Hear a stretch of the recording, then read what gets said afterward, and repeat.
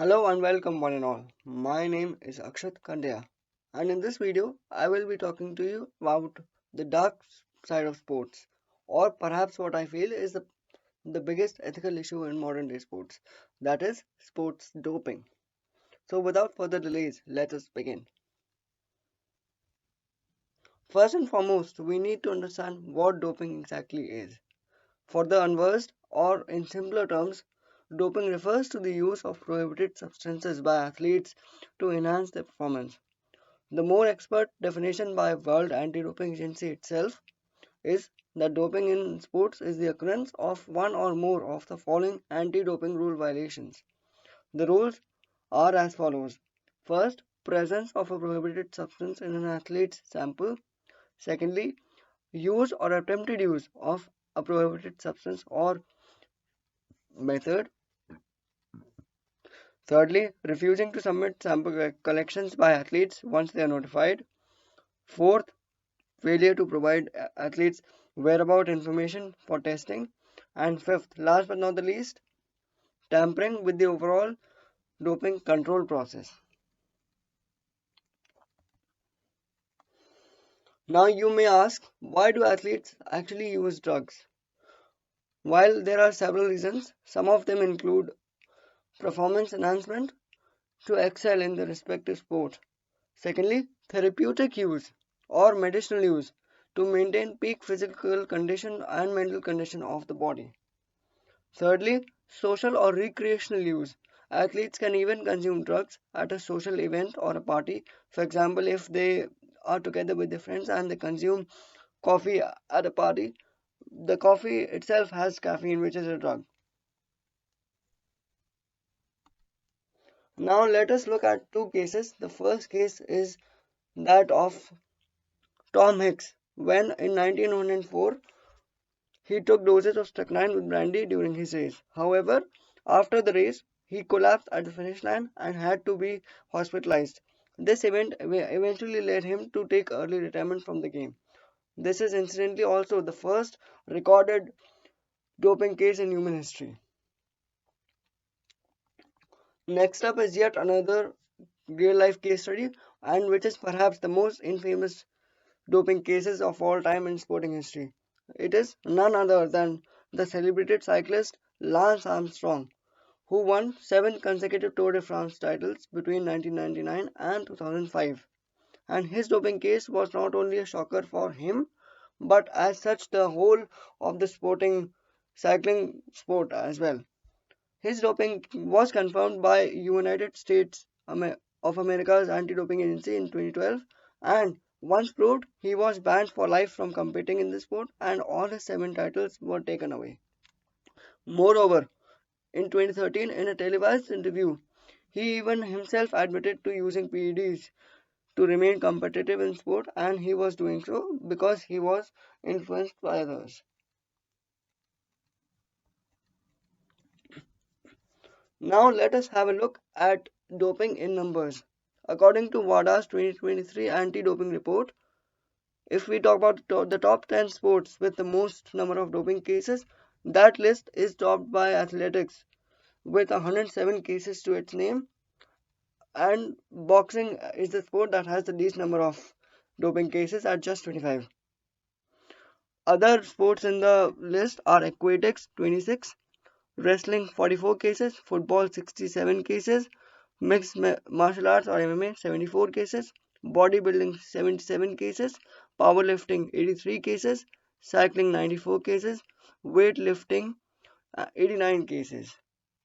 And if we talk about the top 10 nations with the most doping cases, that list is topped by Russia or Russian Federation with a whopping 135 case violations to its name.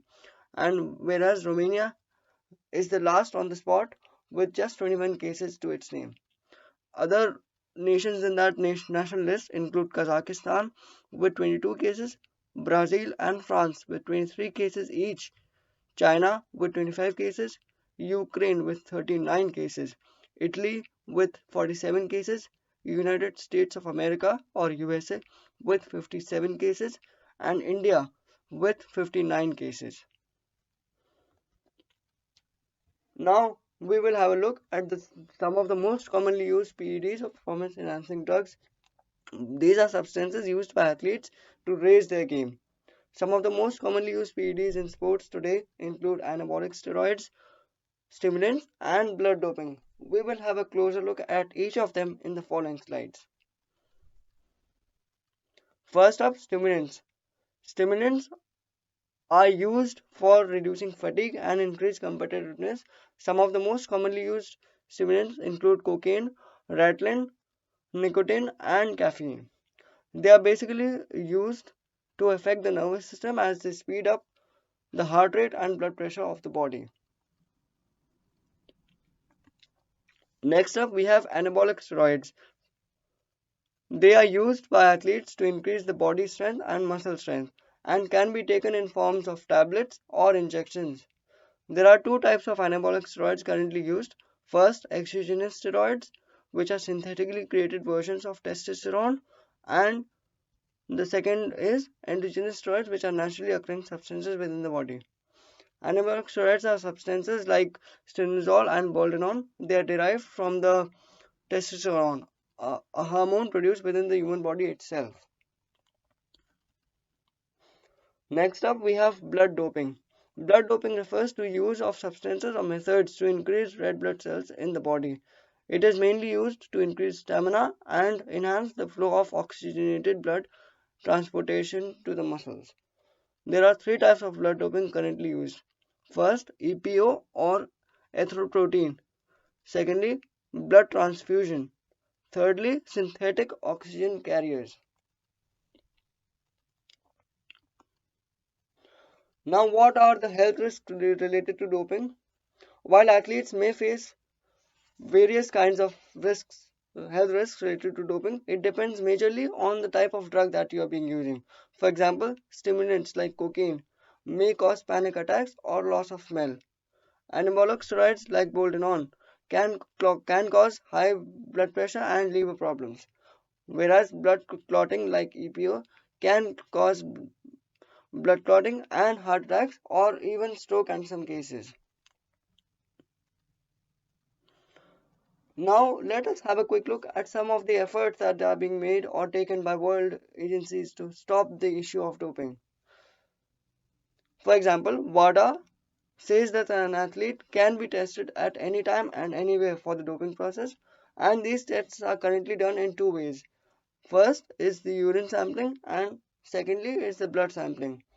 Moreover, WADA or the World Anti-Doping Agency in 2006 came up with a list of prohibited drugs which were not allowed to be used by the athletes and in the sporting field. These drugs included EPOs or human growth hormones among various others.